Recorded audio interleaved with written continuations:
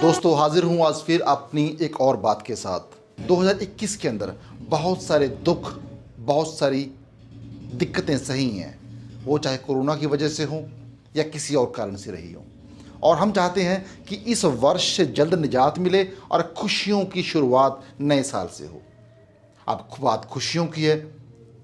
अब खुशियों की बात जब हम करते हैं तो हम बिल्कुल दौड़ते हैं कहीं और। हमने अपने जहन के अंदर एक तस्वीर बना ली है। वो तस्वीर ये है कि खुशियाँ तभी मिलेंगी जब पैसा होगा, जब संसाधन होंगे, जब बहुत सारे साधन होंगे। लेकिन नहीं, खुशी के लिए साधनों का होना ज़रूरी नहीं है। खुशी के लिए खुशी का एहसास होना ज़रूरी है। खुशी के लिए जीना ज़रूरी है। खुशी के लिए साथ ज़रूरी है। खुशियों के लिए वही बात ज़रूरी है, वही बात ज़रूरी है। अब वो बात कौन सी? दोस्तों, 40-42 की एज के आज के दौर से अगर मैं फ्लैशबैक करूं, 30 साल पहले जाऊं, मेरे हमसफ़र, मेरे मित्र मेरे साथ हैं। मैं इनके साथ जब हम छोटे थे, जब बचपन का दौर था, उस बचपन के दौर के अंदर हमने क्या देखा? आज की तरह तमाम संसाधन नहीं थे, मनोरंजन के साधन नहीं थे, बहुत सारी अड़चनें थी। स्कूल पैदल जाना, स्कूल से पैदल आना, और उसके बाद घर के बड़ों के साथ बहुत सारे कामों में हाथ बंटवाना, तमाम दिक्कतें थी। लेकिन उन दिक्कतों के साथ साथ जब वक्त मिलता तो खुशियों के लुत्फ़ उठाने से हम बाज नहीं आते। बहुत सारी खुशियां जिया करते थे। शायद वो खुशियां आप आज की पीढ़ी ने महसूस नहीं की जो हमने की हैं। जब दोपहर बाद पशुओं को चराने के बाद घर वापस लौटते तो मिली रोटी का स्वाद, मिले खाने का स्वाद आपके बर्गर, पिज़्ज़ा, तमाम चीज़ों से ज़्यादा था। घर के बाहर ताऊ लक्ष्मण दास की दुकान, जहाँ सिर्फ 2-4 चीज़ें खाने के लिए मिला करती थी, मरूंडा, रेवड़ी, गचक। उन चीज़ों का जो स्वाद था, उन पकवानों का जो स्वाद था, वो आज कहीं नहीं मिलता। बड़ी इंतज़ार के बाद किस शादी में लड्डुओं का नसीब होना, उन लड्डुओं के अंदर जो मिठास थी वो आज कहाँ चली गई? बगैर मतलब के दौड़ना, भागना, छिपना, कूदना, आज आप वो चीज़ महसूस कर पाते हैं? शायद नहीं। एक बार एक राजा ने अपने एक चित्रकार से कहा कि ऐसी तस्वीर बना के मेरे सामने रखो जिसके अंदर खुशियों की झलक नजर आती हो। दोस्तों, ठीक उसी प्रकार जैसे हमें कोई कहे कि आज आप सब लोग अपने अपनी ड्राइंग्स पर, अपने अपने कैनवास पर रंग भरें, इस प्रकार की तस्वीर बनाएं जिससे खुशियों की झलक नजर आती हो, तो स्वाभाविक हम लोग भी तस्वीरें बनाएंगे। लेकिन हमारी तस्वीरें क्या होंगी? बड़ा घर, बड़ी गाड़ी, बड़ा कारोबार। लेकिन वो तस्वीर जो थी, मैं आपको दिखाने का यत्न करूंगा, जो उस चित्रकार ने बना के उस राजा के सामने रखी। उस तस्वीर में क्या था?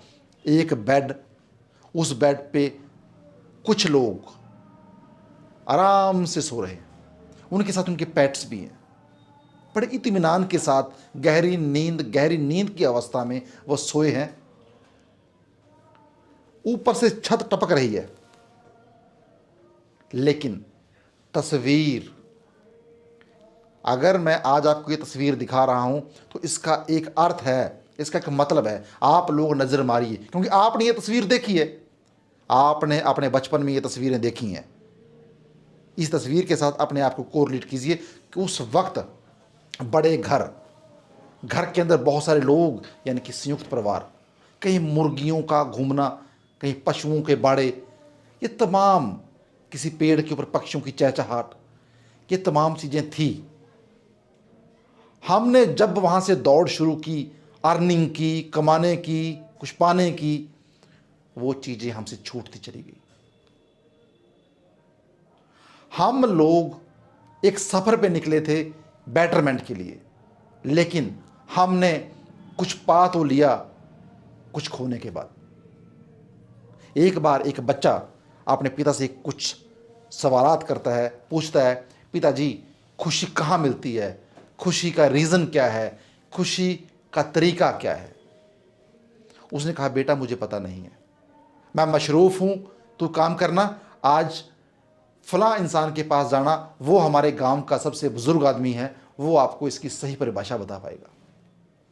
वो उस बुज़ुर्ग के पास गया, उसने जाके पूछा, उसने कहा कि बेटा मेरे बस की बात भी नहीं है, तो एक काम कर, यहाँ से कुछ मील दूर एक सन्यासी है, उस सन्यासी से जाके ये सवाल करना, शायद वो आपके सवाल का जवाब दे दे। वो चलने के बाद, काफ़ी अरसा गुजारने के बाद चलते चलते वहाँ पहुँचा। उसने जाके सन्यासी से सवाल किया। सन्यासी ने कहा, बेटा यहाँ आए हो, थोड़ा और आगे बढ़ो, एक महल नज़र आएगा, महल में एक इंसान मिलेगा, उसके पास शोहरत है, दौलत है, सब कुछ है, खुशियाँ हैं, वो आपको खुशी का रीजन, खुशी का कारण, खुशी की डेफिनेशन बता पाएगा। वो वहाँ चला गया, जाके देखता है कि बहुत से लोग उस इंसान के पास बैठे थे। उसने उससे जाके अपने सवाल का जवाब जानना चाहा, तो उस इंसान ने कहा, बेटा अभी आप आए हो, थोड़ी देर महल को घूमो और घूमने के बाद आओ, तब तक मैं जो बैठे लोग हैं, जो आपसे पहले आए हैं, इनके सवालों का निवारण कर दूं, उसके बाद आपके सवाल का जवाब दूंगा। तो उस इंसान ने उस बच्चे के हाथ में एक मशाल दी और कहा, बेटा इस मशाल को अच्छे से थामे रखना, हवाएं बहुत तेज़ चलेंगी, हो सकता है कि ये मशाल बुझे, लेकिन आपको मशाल बुझने नहीं देना। वो बच्चा हाथ में मशाल लेके महल को देखने के लिए निकल पड़ता है। महल के अंदर क्या लगा है, नक्काशी है, कारीगरी है, उसके अंदर बहुत सारे गार्डन्स हैं, उसके अंदर बहुत सारे चित्र हैं, पेंटिंग्स हैं, स्विमिंग पूल्स हैं, बहुत कुछ है। वो सारा महल घूमने के बाद वापस आया, आके उसने उस इंसान से पूछा कि जी मैं जो आपने काम कहा था मैंने देख लिया। कहता देख लिया, क्या महसूस हुआ? जी कहता कुछ महसूस नहीं, मैं तो सिर्फ एक नज़र मारता रहा, लेकिन मेरा ज़्यादा ध्यान केंद्रित था इस मशाल पे, कहीं ये मशाल बुझ ना जाए। कहता मशाल को यहाँ रख दो, दोबारा जाओ। जब मशाल रख के दोबारा गया तो उसने सलीके से बनी हर चीज़ को बड़ी तन्मयता के साथ, एक अट्रैक्शन के साथ, उसके साथ एक चित्रकारी है तो चित्रकार की तरह देखा, एक गार्डन है, फ्लावर है तो तितली की तरह। उसने तमाम चीज़ों को देखा, महसूस किया, उनके साथ एक तारतम्य कायम किया और वापस आया। जब वापस आया तो उसके चेहरे पर एक सुकून था, एक खुशी थी, और उसने कहा कि आपने बहुत अच्छे से पूरे महल के अंदर बहुत कुछ सजाया, काबिल तारीफ़ है। म्यूज़िक है तो जी करता है सुनते रहें, पक्षियों की चहचहाट है तो जी करता है इनके अंदर खो जाएं, रंग इतने प्यारे हैं चित्रकारी के अंदर कि देखते रहने को जी करता है, लेकिन मेरे सवाल का जवाब दीजिए और मुझे वापस जाना है। तो उस इंसान ने कहा कि खुशी क्या है? जब आप पहली बार गए, जब मशाल हाथ में थी, आपने खुशी को महसूस नहीं किया, क्योंकि आपका ध्यान उन चीज़ों की बजाय उस मशाल पे फोकस था, और उस मशाल के ऊपर फोकस रहने की वजह से आपने उस सुंदरता को देखने में असमर्थता जाहिर की। दोबारा गए तो मशाल आपके पास नहीं थी और आपने उन तमाम चीज़ों को देखा। होता यही रहा है, जब भी हम निकले हैं, जब भी हम चले हैं बेटरमेंट की ओर, जब हम चले हैं बचपन से जवानी की ओर, जब हम चले हैं जवानी से बुढ़ापे की ओर, हमने मशालें उठा ली हैं। हर किसी के हाथ में मशालें हैं, किसी के हाथ में अच्छे रोज़गार की मशाल है, किसी के हाथ में अच्छी कार की मशाल है, किसी के हाथ में बेटरमेंट की मशाल है, किसी के हाथ में कुछ और करने की मशाल है। उस मशाल को जलाए रखने पे हमने अपने आप को फोकस कर दिया और भूल गए कि जो आज दिन चढ़ा है, जो आज पक्षियों ने आके गीत गाया है, जो फूलों ने खिल के हमें अपनी सुंदरता का इजहार किया है, वो चीज़ें हमने नहीं देखी। हमने वो वस्तुएं इग्नोर कर दी और हमारी ज़िंदगी के अंदर खुशी हमसे छिटक के दूर जाती रही। अगर हमने ये रेस जब शुरू की थी, ये रेस वाकई पैसे की ओर थी और पैसा खुशी का कारण था, तो हमारी खुशी जो उस वक्त बचपन में इतनी सी थी, वो आज बहुत बड़ी होनी चाहिए थी। लेकिन हमारी ज़िंदगी के अंदर खुशियों के तमाम कुएं सूख गए। हमने कुछ पा लिया, कुछ खो के। वर्ष 2022 आने वाला है।